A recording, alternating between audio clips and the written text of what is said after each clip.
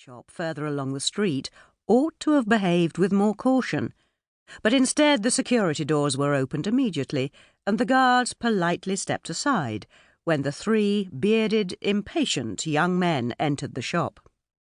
Two of them had guide dogs, and the third helped his friends across to the counter. The female assistant gave them a welcoming smile, her look full of friendliness. The men courteously said hello and asked to look at cut diamonds. Then, to reinforce their meaning, they whipped out their pistols and yelled, "Give us the diamonds!" The shop assistant and her colleagues reacted instinctively and discreetly started groping about for the alarm button. At the same time, they pulled out all the drawers with the shimmering diamonds. Their hands shook as they placed the diamonds on the counter. Two of the men pushed the guards up against the wall and disarmed them, while the third man quickly stuffed the diamonds into specially sewn collars worn by the guide dogs. The glimmering diamonds were quickly followed by a dark blue sapphire and some rough diamonds from the workshop that had not yet been cut. The robbers emptied the drawers and didn't notice when the assistant finally managed to press the alarm button.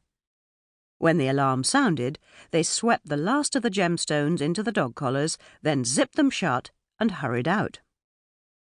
The last of the three men to leave had short-circuited the electrics, so that the security doors would lock themselves after he stepped out the door. Out on the pavement, the three men took off their wigs, but kept their sunglasses on. Then they calmly walked down the street as if nothing had happened. The trick with the guide dogs was something they'd used before. It worked well and made people less suspicious. Now the men just looked like completely ordinary pedestrians, and they leisurely went round the corner and into Hayes Street, where their car was parked. After 100 metres or so, they couldn't resist looking back to see if they were being followed, but in doing so, they took their attention off the path ahead and managed to bump right into a gang of pensioners who almost filled the whole pavement.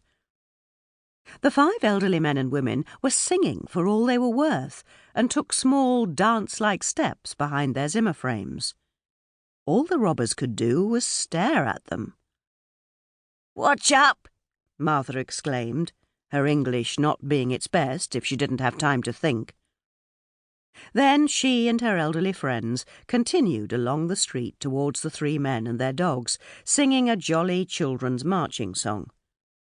They'd sung in the same choir for 30 years, and they liked singing loudly and happily together.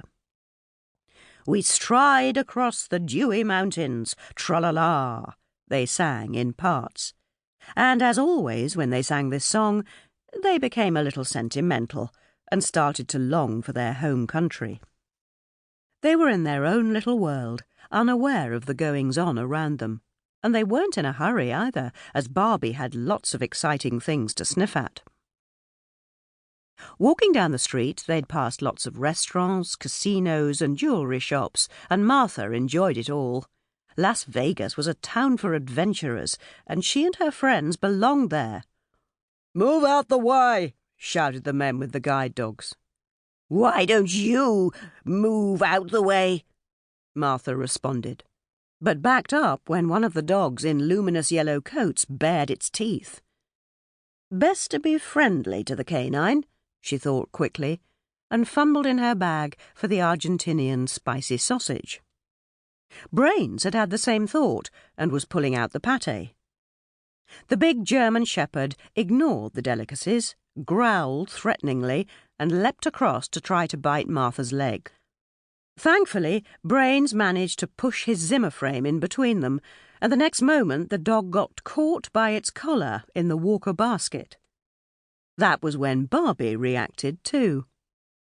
Confronted by the huge German shepherd, the little dog panicked, yapped rather pitifully, and pulled so hard on her lead that Christina lost her grip.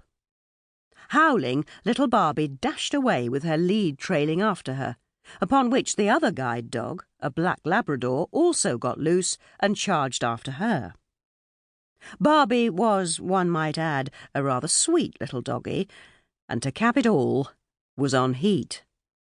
"The dog collar!" the men shouted when they saw the Labrador disappear with the